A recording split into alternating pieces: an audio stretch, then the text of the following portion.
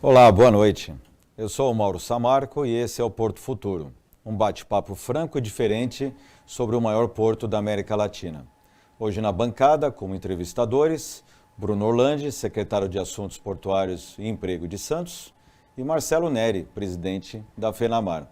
E como convidado recebemos Anderson Pomini, presidente da Autoridade Portuária de Santos. Boa noite a todos. Pomini, seja muito bem-vindo. Obrigado por estar aqui conosco. Uma honra, Mauro, estar aqui com vocês e sempre que me convidarem, farei questão de participar deste importante programa. Nós recebemos aqui já recentemente, com a nomeação do novo ministro, a confirmação da continuidade do seu trabalho, que foi muito bem-vindo pela comunidade do Porto de Santos, pelo que você tem desenvolvido, né, na sua gestão aqui no Porto, e também, lógico, a gente precisa de continuidade, né? O Porto precisa de investimentos a longo prazo, projetos a longo prazo. É importante, então, essa decisão do ministro, né? E iniciando, então, aqui nosso bate-papo, vamos falar, acho que talvez o principal projeto, né?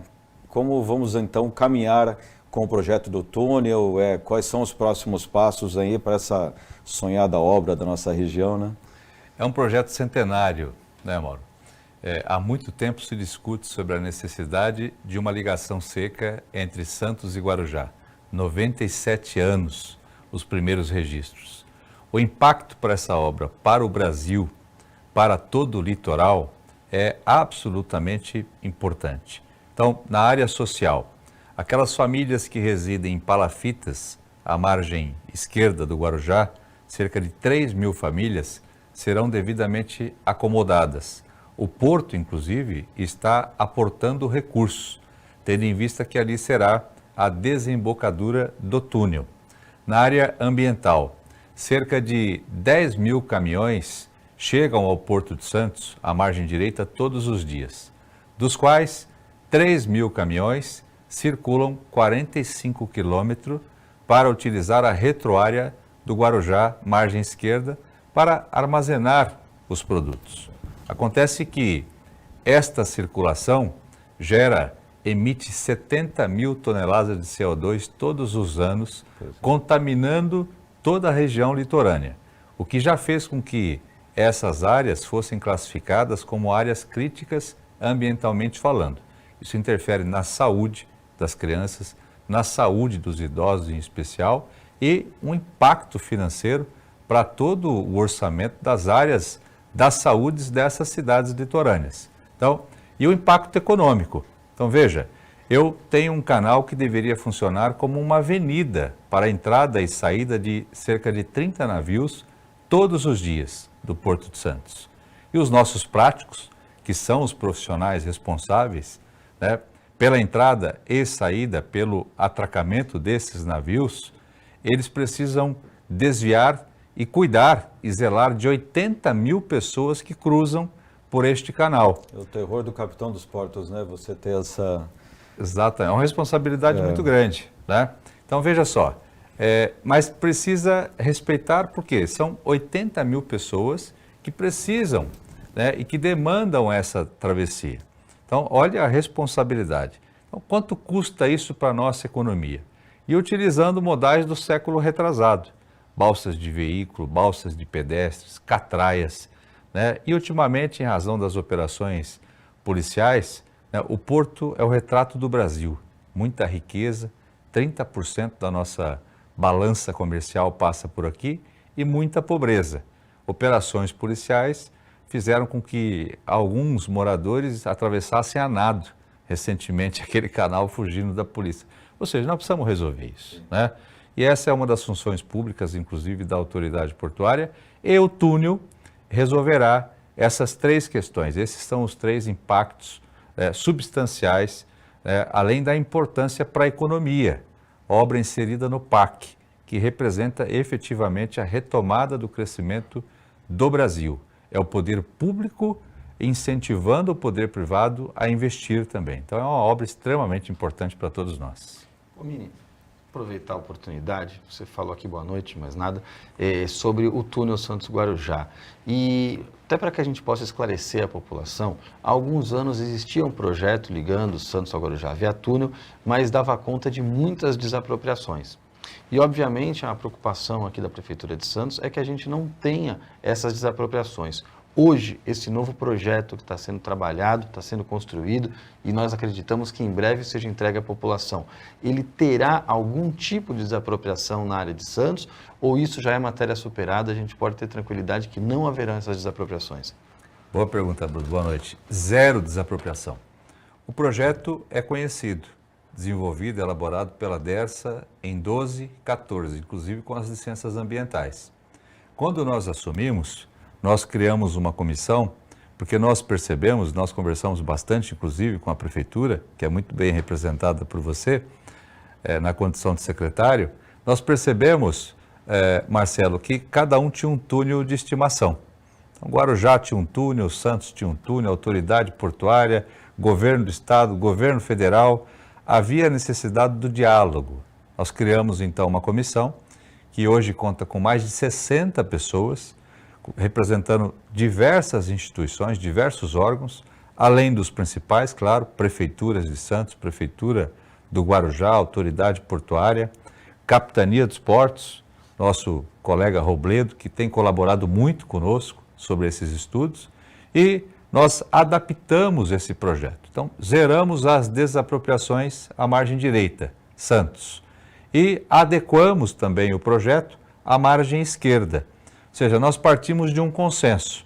Nós temos um traçado, consenso por todos esses membros que integram esta comissão. E este foi o traçado apresentado ao Ministério de Portos e agora está sendo atualizado, inclusive, para darmos sequência ao cronograma, que é elaboração do edital, a chancela, o aval do Tribunal de Contas, audiências públicas, publicação do edital e início das obras no final do próximo ano, se Deus permitir. Mini, bom, antes de mais nada, eu queria agradecer o convite ao Mauro, estar aqui com o meu colega Bruno, e dizer que é uma oportunidade estar te entrevistando aqui, o nosso chefe do Porto de Santos, o presidente do Porto, num momento muito interessante para o Porto, que é um momento que recentemente foi trocado ministro, e que surpreendeu positivamente todo o mercado, que o ministro, então, manteve o teu cargo como presidente do Porto. Eu digo surpreendeu porque nós achávamos que trocaria o presidente do Porto e a gente achou que realmente foi uma decisão muito acertada. Eu tenho algumas outras perguntas, mas eu começo com uma pergunta sobre você recentemente anunciou algumas medidas em relação à sustentabilidade no Porto de Santos. A gente sabe que alguns outros portos já vinham com algumas medidas, o Porto de Suape, com parcerias com os holandeses, e você anuncia aí algumas coisas em relação à sustentabilidade. Eu queria que você explicasse um pouco mais quais são essas iniciativas em relação à sustentabilidade e medidas aí para reduzir impacto ambiental no Porto de Santos. Obrigado pela pergunta, Marcelo. Antes de mais nada, agradecer a confiança inicial do ministro Márcio França, que me possibilitou esta grande oportunidade de estar aqui debatendo e aprendendo com vocês sobre o maior equipamento de logística do Hemisfério Sul. E agradecer pelo convite para que a gente possa continuar e entregar esses importantes projetos que foram anunciados ao ministro Silvio Costa, que gentilmente nos visitou e convidou para que a gente continuasse com a divulgação e a implementação dessas propostas. O Porto de Santos, ele tem que ser exemplo pela importância que ele exerce como equipamento de logística do Hemisfério Sul. Então, é o Porto de Santos que tem que pautar sobre tecnologia, boa logística e principalmente sobre a questão ambiental. Nós temos uma hidrelétrica construída há mais de 130 anos, quando o porto foi projetado inicialmente pelo Parque Valongo, que certamente nós falaremos na sequência.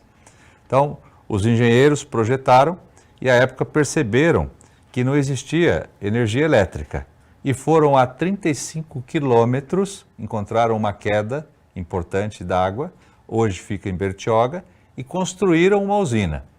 Vejam o espírito desses empreendedores. Hoje a gente encontra dificuldade em tudo, né? Isso não vai dar, a burocracia nos atrapalha, falta recurso. Esses homens, sem energia elétrica, né, com toda a dificuldade de navegação à época, foram a 35 quilômetros, construíram uma usina que funciona até hoje, gera 15 megas de energia, dos quais nós utilizamos 7, ou seja, esta usina poderia abastecer toda a eletricidade de Bertioga, Guarujá e parte de Santos, além das operações portuárias. E nós estudamos então uma modernização desta hidrelétrica. Quando veio a ideia dos técnicos da autoridade portuária, que são excelentes profissionais, de gerarmos ali o hidrogênio verde, que é uma demanda internacional. Ou seja, os navios de cruzeiros em especial, eles demandam energias alternativas, até porque são os que mais poluem. Esses navios chegam, eles ficam atracados aqui por dias, então, e não podem ser desligados, os motores ficam ligados. Então, ou seja, é preciso que o Porto de Santos saia à frente oferecendo essas energias alternativas como o hidrogênio verde. E qual que é a nossa vantagem em relação aos parques que foram projetados no Nordeste, por exemplo, para a geração desse tipo de energia? No Nordeste, o parque que exigirá o menor investimento exigirá 10 bilhões de reais. O nosso, com 500 milhões, a gente consegue implementar, porque nós já temos toda a infraestrutura pronta. Ou seja, é simples a implementação e o mercado está interessado e nós projetamos esse berço que será utilizado no Parque Valongo para a recepção dos navios de cruzeiro, tendo em vista que o Concais será transferido para aquele local, já com a estrutura para abastecimento desses navios do hidrogênio verde para daqui 3 anos. Perfeito. Presidente, vamos aqui chamar um rápido break, a gente volta falando mais. Acho que você já falou um pouco de Parque Valongo, a gente tem bastante para falar sobre isso.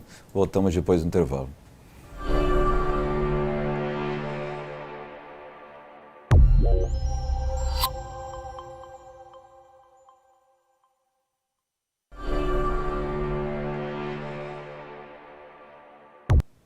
Estamos de volta com o segundo bloco do nosso bate-papo hoje aqui com o presidente Pomini, acompanhado do secretário Bruno Orlandi, o presidente da FENAMAR, Marcelo Neri. E estávamos falando então do Parque Valongo, essa grande obra, que eu acho que é a grande oportunidade para Santos, da revitalização do centro, né? E eu acho que uma região histórica tem, né, um potencial incrível, mas que está, infelizmente, né, com o passar dos anos, a gente foi perdendo ali as empresas, as pessoas foram saindo do centro e agora a gente tem um grande indutor, né, uma grande alavanca aí da retomada dessa região. E aí eu acho que a Prefeitura de Santos, esse acordo que foi feito com o Ministério Público e com a autoridade portuária, traz essa grande oportunidade que nós temos. E como estão as obras, os projetos? Eu sei que tem uma parte que já é competência da administração municipal, mas os armazéns 1, 2 e 3, sob aí na gestão ainda da autoridade portuária, o que nós temos agora à frente com esse projeto? Bom, primeiro dizer que é uma obra fantástica, que contempla toda a revitalização do Centro Histórico do Santos, capitaneado inicialmente pelo nosso deputado, à época prefeito, Paulo Alexandre Barbosa, e atualmente dirigida pela Prefeitura, pelo Bruno, prefeito Rogério, todos os envolvidos, em parceria com a autoridade portuária. O projeto é mais amplo, prevê a revitalização de todo o centro. E a Prefeitura, há muitos anos, ela vinha pedindo a participação do Porto com a cessão desse cais, 30 mil metros de cais, que já não era utilizado pelos operadores, tendo em vista a dificuldade de dragagem, aprofundamento daquela região. Então, há 30 anos atrás, não se exigia navios com profundidade ou com calado de 15, como exige hoje. E aquela região não permite, como eu disse, a dragagem sob pena do desmoronamento. Então, a operação deixou de acontecer. Fato é que há 30 anos nós temos aqueles armazéns ali abandonados, ou seja, falta de zelo, e agora, recentemente, em parceria, como você disse, com a Prefeitura, participação do Ministério Público, da sociedade, diversas audiências públicas, há 10 dias nós iniciamos as obras. Ou seja, previsão de entrega junho do ano que vem. Uma área que certamente será uma das melhores em termos de potencial turístico do país e do litoral, claro, em especial do litoral aqui santista. Então, 30 mil metros de cais, com restaurantes, com lanchonetes, com roda gigante, área de contemplação para os cerca de 30 mil turistas que nós receberemos pelo mar, tendo em vista que o terminal de passageiros será transferido para aquele local. E os milhares de turistas que chegarão também pela terra, como já chegam hoje para frequentar o centro histórico de Santos. Então, certamente, nós teremos um litoral antes do Parque Valongo e um outro litoral após o Parque Valongo.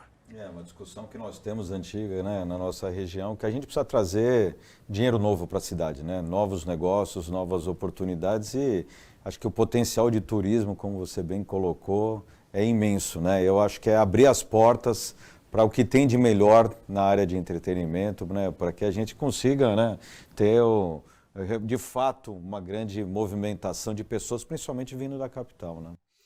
Mini, uma visão assim um pouco mais macro, né, saindo um pouco dessa área que o Mauro tocou do turismo, assim, indo para a parte de mercado de carga no Porto de Santos. Uma visão macro tua, assim, no sentido de quais seriam os projetos de modernização, assim, de expansão do Porto de Santos. Nós sabemos que deixamos a privatização de lado, né? E a gente tem um porto aí landlord, né? Um landlord, pensando no landlord bem feito.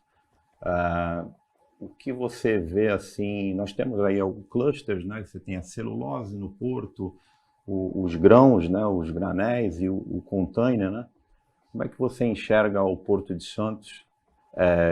Temos o PDZ, né? E como é que você enxerga o Porto de Santos em termos de expansão, projetos? E como é que você vê qual é a condição hoje e as possibilidades do cais público também dentro desse organograma todo em termos de projetos e o futuro do Porto de Santos? Bom, primeiro, o modelo landlord é o mais adequado. Para traduzir, ele é aquele em que existe uma autoridade portuária que exerce a fiscalização, arrendamento das áreas com as obrigações principais, manutenção do calado e vias para o escoamento dos produtos, né? Este é o modelo adotado praticamente de forma unânime no mundo, né? Até porque o porto já é privado com essa configuração, né? Que é o nosso modelo, é o que nós praticamos. Veja, o tema expansão portuária é extremamente caro e importante para a autoridade portuária, levando em consideração o gráfico de crescimento, em especial de movimentação de containers. Nós temos duas grandes empresas instaladas, uma à margem direita, que é a BTP, junção da Maersk e da MSC, e a Santos Brasil, né, que são as duas maiores. É importante destacarmos também algumas outras históricas, né? Marimex e outras empresas que operam containers. Há necessidade de falarmos sobre expansão portuária. E no último encontro que nós tivemos com o ministro, nós sugerimos a ele uma apresentação, um ofício para revisitarmos a nossa poligonal, incluindo algumas áreas que hoje, por exemplo, pertencem à prefeitura, possivelmente a retornar para a nossa poligonal a Ilha dos Bagres. Isso está sendo estudado. E talvez até avançarmos sobre a Ilha de São Vicente, para prestigiarmos retroáreas. Isso levando em consideração a possibilidade de expansão do porto. Ou seja, a gente precisa planejar, embora não seja uma característica dos brasileiros, né? mas o porto pensando para daqui a 10, 20 anos. Agora, hoje, nós temos o porto preparado para a movimentação dessas cargas. Se não fizéssemos nada, o porto estaria adequado a receber e movimentar as cargas até 2030, o que não quer dizer que a gente não tenha que fazer. A gente está conversando com a Santos Brasil para adensamento daquela área que é conhecida como a Prainha, que é o local da desembocadura do túnel, ou seja, Santos Brasil ganharia capacidade para mais 1 milhão de containers e da mesma forma, após a renovação do contrato da BTP, nós estamos estudando a possibilidade de adensamento ou da realização do leilão da área conhecida como ST-S10. Isso pensando na expansão, principalmente movimentação de containers. Nós somos absolutamente importante. Nós somos absolutamente favoráveis também à implementação e à instalação de cais públicos. Neste último PDZ, nesta reestruturação, nós perdemos alguns cais públicos. Nós já propomos também ao ministro uma revisão sobre o PDZ para prestigiarmos os cais públicos. Então, isso está na nossa pauta, é uma solicitação, inclusive, do mercado. Diversos operadores dependem desses cais públicos para as suas movimentações. É uma pauta que é importante para nós e será revisto em breve também. Para o mercado, né? De importadores, exportadores. Perfeito. Mini, a gente tem falado aqui que o Porto de Santos cresce a cada ano, bate recorde, só no último ano foram mais de 160 milhões de toneladas, perspectiva para esse ano é ampliar ainda, o agronegócio vem batendo recorde, as safras estão cada vez maiores, mas a gente tem uma preocupação muito grande. Você muito bem falou que o porto vem em expansão, mas o que nos preocupa são os acessos, em especial o acesso rodoviário, que em que pese talvez não seja a melhor forma de chegada, é o modal mais utilizado no Brasil. A minha pergunta para você é qual a sua visão sobre a necessidade de um novo acesso rodoviário, seja uma terceira pista do sistema Anchieta Imigrante, seja eventualmente uma nova rodovia, mas qual a sua visão sobre a necessidade de um novo acesso rodoviário ligando o Planalto à Baixada Santista? É urgente. Veja, eu tenho dito e não me canso, o Porto de Santos é o maior equipamento e um dos melhores de logística do Hemisfério Sul. Concorre com qualquer outro porto do mundo em termos de logística para importação e exportação dos produtos, incluindo aí o nosso canal, com a manutenção e a possibilidade de aprofundamento do canal, que é um estudo que nós estamos avançando. A nossa logística funciona bem. O nosso gargalo encontra-se justamente na ausência de vias para o escoamento desses produtos que chegam pelo mar para o interior do país. E nós não investimos de forma adequada no passado.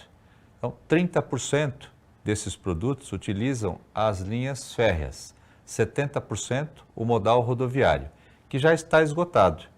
Veja, nós projetamos a Anchieta, que é a pista adequada para o transporte e escoamento de produtos há quase 80 anos atrás, quando o Porto de Santos movimentava 4 milhões de toneladas ano.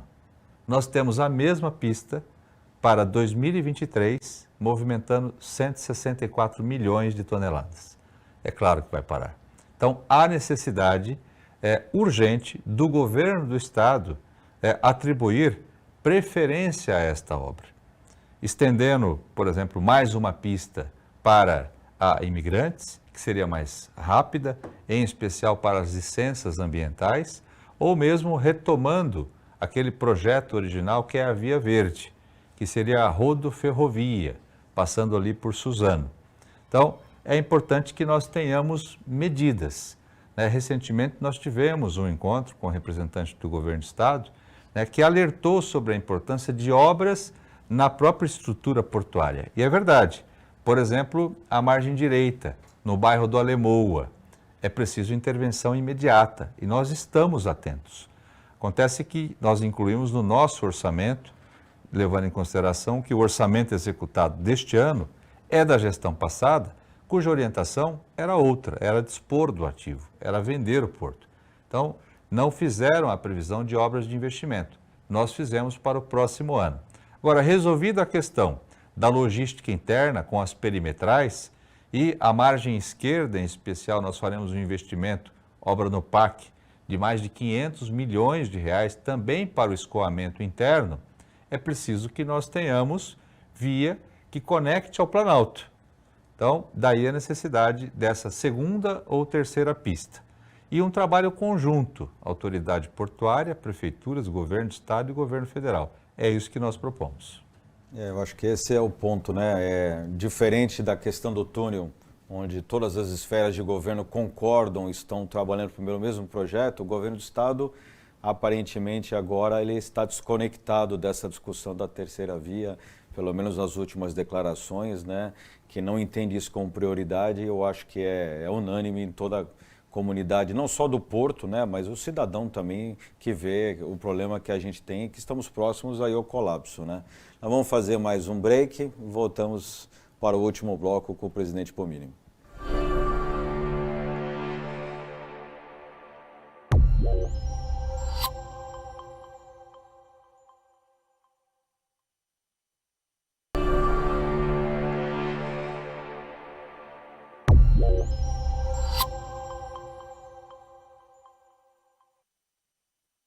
Volta com o terceiro bloco do programa Porto Futuro.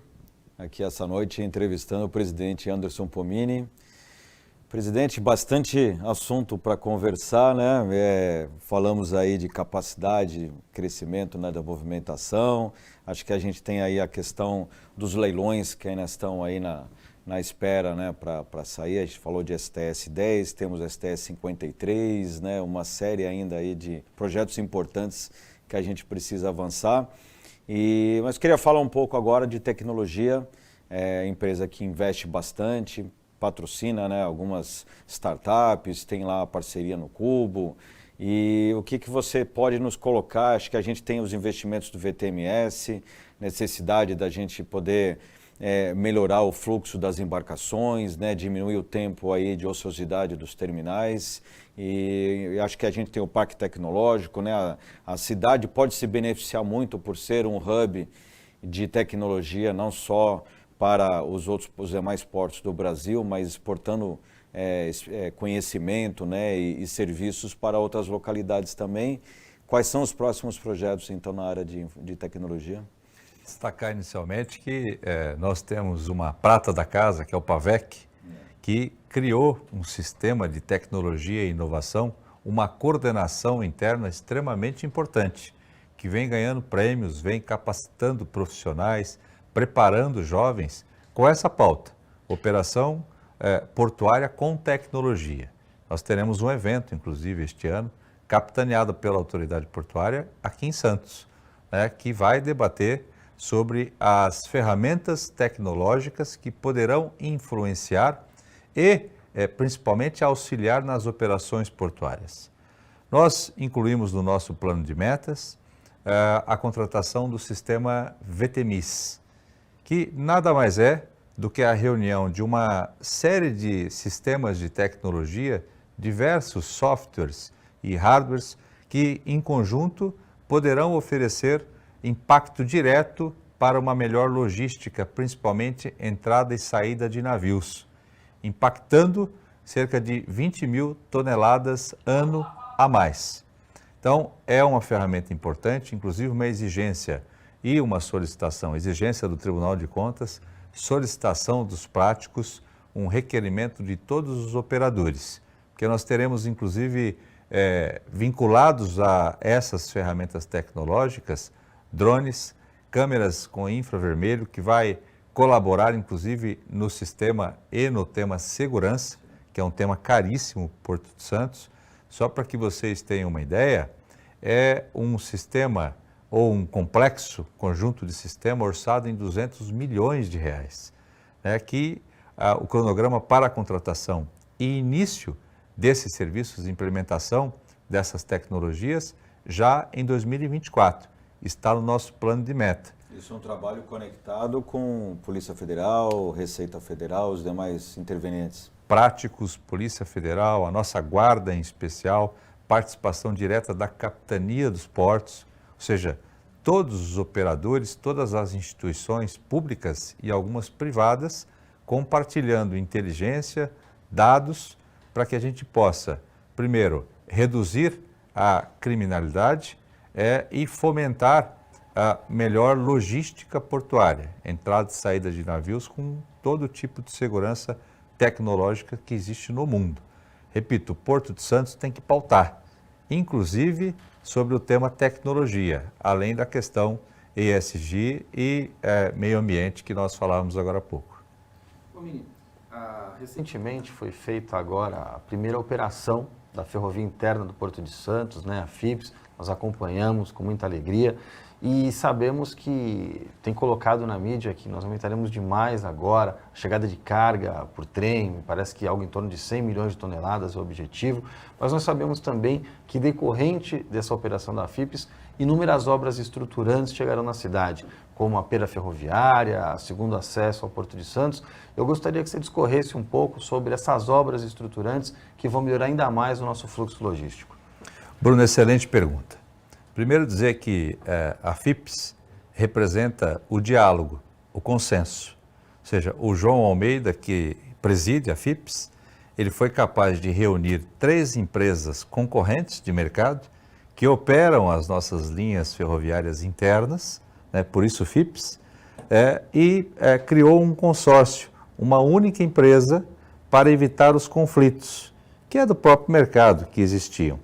Com isso, nós teremos investimento de R$1 bilhão, ou seja, em 5 anos, diversas contrapartidas importantes para a nossa logística, principalmente o trânsito e o acesso de pedestres e trabalhadores, alguns viadutos, mas importante, para as operações portuárias, hoje na casa de 50 milhões de toneladas ano, com a implementação da FIPS e o investimento desse 1 bilhão, nós saltaremos para 114 milhões de toneladas. Então veja a importância do diálogo, que são princípios que a gente defende desde o início. Quando nós chegamos, nós tínhamos um problema que é conhecido por todos, que é a ausência da pera ferroviária à margem direita. Então, a linha férrea tem conexão com 13 terminais, mas quando chegava ao fim, havia necessidade desses vagões se desmontarem para que retornasse, ou seja, a ausência de uma logística adequada. Então, por isso, pera, no formato de uma pera, hoje, depois da implementação, o trem não precisará se desmontar, ou seja, ele fará a logística perfeita, trazendo os produtos do interior do país e voltando com fertilizantes. Uma discussão judicial de uma década, né, proibia que essa pera fosse implementada. Nós conversamos com o CEO da Marimex e ele concordou de forma amigável em desocupar aquela área para a implementação da pera, já com um cronograma para a transferência da Marimex para o Teval. Ou seja, diálogo. Por que eu destaco o diálogo? Porque foi com o diálogo que o João Almeida também resolveu um problema histórico entre 3 empresas que operavam as linhas férreas. E veja, é simbólico porque com isso a FIPS estará conectada, estará conectando, melhor dizendo, Santos ao restante do país. Toda a malha ferroviária do Brasil, ela é gerenciada e executada por essas 3 empresas que integram a FIPS. Então, é simbólico que conecta o Porto de Santos efetivamente com o Brasil de uma forma geral. E há necessidade de um investimento permanente sobre esse modal ferroviário, tendo em vista o esgotamento do rodoviário. É importante que a gente possa se debruçar também sobre o modal hidroviário, que é um tema caro, que o ministro Silvio Costa, inclusive, vem se debruçando sobre o tema e vem cobrando ações do Porto de Santos e estudos sobre esta alternativa, esse modal que nós não exploramos ainda. E é o que se apresenta com total potencial de exploração, né? Presidente Pomini, o Mauro abriu o bloco falando de inovação, tecnologia, né, mano? Ainda continuando nesse tema, que é um tema caro, né, para todo tipo de empresa e para as autoridades, poder público no geral. Como o senhor enxerga, a autoridade portuária enxerga essa questão de novos processos, projetos de digitalização dentro desse processo da gestão da autoridade portuária, da SPA, porque eu particularmente acredito que o porto ele não tem que olhar só para si, né? Mas ele tem que ter uma visão sistêmica, né? Não só com outras autoridades, como o Bruno bem citou, mas também com todos os stakeholders, né? Mas ter uma visão sistêmica enxergando os exportadores, importadores, aqueles usuários do porto, né? E a tecnologia é uma ponte de comunicação hoje que pode diminuir gaps, né? E dar mais velocidade para o porto, né? Hoje a SPA ela tem projetos, tem de melhorar essa questão de inovação, tecnologia, digitalização nos processos, na gestão da SPA como um todo? Tem sim, Marcelo. Nós previmos no nosso orçamento para o próximo ano uma cifra para investimento em tecnologia perto de R$500 bilhão, considerando inclusive o VTMIS, que nós falamos agora há pouco. Então, ou seja, tecnologia tem relação direta com boa infraestrutura de logística.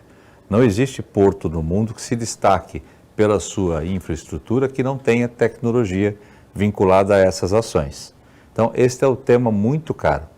Eu tenho que reconhecer que a gestão que passou, embora com outra orientação, que era a privatização do porto, eles avançaram em muito sobre essa pauta tecnologia. Hoje nós temos um painel de controle, né, que recebe, armazena e pode transmitir, publicizar, inclusive, todas as informações das operações portuárias. Inclusive, existe um estudo interno para divulgarmos para um aplicativo. Para você, por exemplo, para quem se interessa por operações portuárias, para aquele que investe em grãos commodities, possa ter acesso aos dados que são fornecidos pelo porto, justamente para que oriente os seus investimentos. São informações públicas, do interesse do mercado, do interesse da logística. Então, há um estudo avançado, além da digitalização da administração interna, que avança a passos largos, a gente também tem esse projeto de publicarmos e fornecermos por um aplicativo, Porto de Santos, todas as informações relacionadas à importação, exportação, operações portuárias, áreas que serão leiloadas, áreas com capacidade de expansão, número de caminhões, entrada, saída, logística, ou seja, tudo o que nós tratamos aqui na palma da mão dos usuários. Então, nós estamos debruçados sobre esse tema que também é extremamente importante. Presidente, a gente está próximo aqui do final do nosso programa e antes de agradecer a sua participação, né, dos nossos convidados, Marcelo Neri e Bruno Orlandi, gostaria de deixar aberto para você uma mensagem sua, pela tua experiência desde que assumiu, e acho que tem tantos desafios pela frente, a gente já falou de alguns projetos aqui, mas o Porto, pela sua dimensão, tem muita coisa a ser feita. Mas o que você poderia elencar, além do que a gente falou hoje aqui, que a gente pode esperar da sua gestão? Olha, primeiro agradecer o convite, dizer que é uma honra participar aqui de uma bancada tão rica e qualificada como essa. Bruno, Marcelo, você, 3 craques, sempre que me chamarem estarei aqui, em pé e à ordem. Dizer que nós focamos, nesses 5 meses, em 2 pautas principais.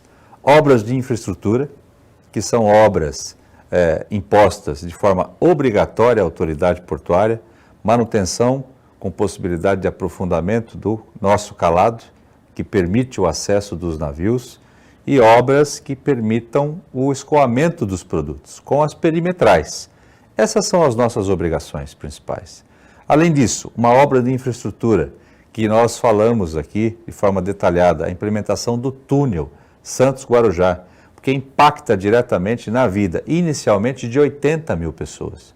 Mas após a implementação do túnel, com todos os modais, inclusive para pedestres, ciclistas, né, certamente 150, 200 mil pessoas utilizarão deste túnel para a sua travessia entre Santos e Guarujá. Então será uma obra muito impactante.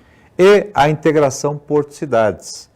É preciso que o porto contemple as pessoas, que as pessoas possam visitar e conhecer, valorizar e promover o Porto de Santos. Nós erramos em não promovermos o Porto de Santos. Poucos conhecem. essa obra de infraestrutura que é criada e gerenciada por nós. Mesmo com as nossas confusões e dificuldades do mundo da política, a nossa burocracia, nós temos uma obra de infraestrutura que é modelo para o mundo. Então, essa também será uma das minhas prioridades. Integração, porto-cidades e assegurar as obras de infraestrutura para o bom funcionamento do porto. Integração com a divulgação do Parque Valongo, né, com o receptivo para a visitação ao nosso canal, que já está à disposição dos usuários, revitalização e entrega do museu e diversas outras riquezas históricas que o Porto de Santos dispõe e que precisa ser conhecido e explorado positivamente por todos nós. Então, essas são as obrigações principais. Obrigado, presidente. Obrigado. Esse foi o nosso programa Porto Futuro de hoje. Acompanhem o nosso programa também nas nossas redes sociais. Estaremos de volta na próxima segunda-feira, sempre depois do programa Roda Viva. Obrigado a todos.